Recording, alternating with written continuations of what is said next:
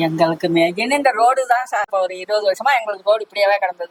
ஏங்க அப்போ தொகுதி ஒண்ணு நல்லது பண்ண மாட்டீங்களா? இந்த அரசியல்வாதிலாம் இன்றைக்கு நாட்டில் 25 ஆண்டு காலத்துக்கு பிறகு ஆறு எங்கன்னு தேடணும், மழை எங்கன்னு தேடணும், சோளம் எங்கன்னு தேடணும். புரிஞ்சவங்களுக்கு சொல்ல வேண்டிய அவசியம் இல்ல, புரியாதவங்களுக்கு சொல்லி பிரயோஜனமும் இல்லை. எம்எல்ஏ தான் வருவாங்க, பாப்பாங்க, போட்டு வாங்கிட்டு அப்புறம் திரும்பி பார்க்க மாட்டாங்க.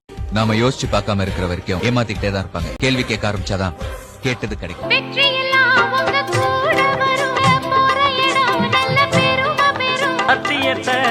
காத்து வர சாமி தரும் பல நூறு வரம். அண்ணனுன்னா அண்ணனையா, அன்புள்ள மன்னனையா, ஊரெல்லாம் கொண்டாடும். எங்களுக்கு மெயின் இந்த ரோடு தான் சார்.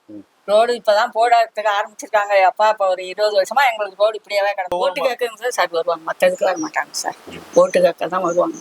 அந்த ரோடு போடலன்னா எங்க ஜனங்களே ரொம்ப வெளியில இருந்தாங்க. எல்லாம் ஓட்டு கேட்க வந்திருந்தாங்க.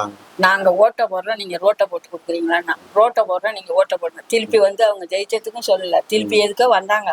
சின்ன பொண்ணு இப்பதான் 9வது பேர். ரோடு போடுறேன்னு சொன்னீங்களா, ரோடு போட்டீங்கன்னா அந்த ரோடு என்னமா இருக்கு பாருங்க அப்படின்னு கேட்டு அவங்க அது ஒண்ணுமே சொல்லல. எம்எல்ஏ தான் வருவாங்க, பாப்பாங்க, போட்டு வாங்கிட்டு அப்புறம் திரும்பி பார்க்க மாட்டாங்க.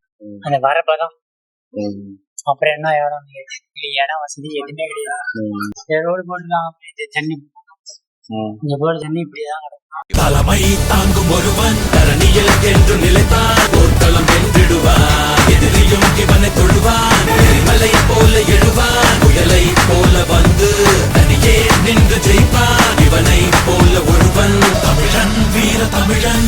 சுயேட்சையா சப்போர்ட் பண்ணுவீங்களா?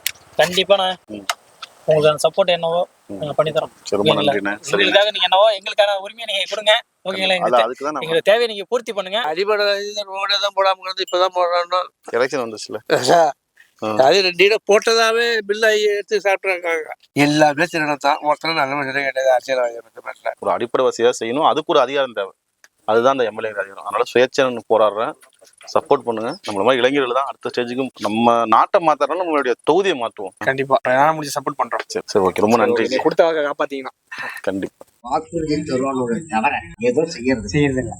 டைட்டாப்ல வந்து மீத்தேன் திட்டத்தை கொண்டு வந்தது அரசியல்வாதி. அதே அரசியல்வாதி இருக்கிறான், மலையை உடைக்கிறான், ஆத்து மண் ஆகுறான். இவ்வளவு வந்து வேற யாரு செய்யறது? இதே அரசியல்வாதி தான் செய்யறான். இந்த அரசியல்வாதிலாம் இன்றைக்கு நாட்டில் 25 ஆண்டு காலத்துக்கு பிறகு ஆறு எங்கன்னு தேடணும், மழை எங்கன்னு தேடணும், சோளம் எங்கன்னு தேடணும். உங்களை மாதிரி ஆளு அன்னைக்கே நீங்க வந்து அரசியலுக்குலாம் வந்துருந்தீங்கன்னா எப்பவோ இந்த மாதிரி பிரச்சனைகளை ஓரளவு குறைக்க முடியும். கொஞ்சம் முயற்சி பண்ணுங்க.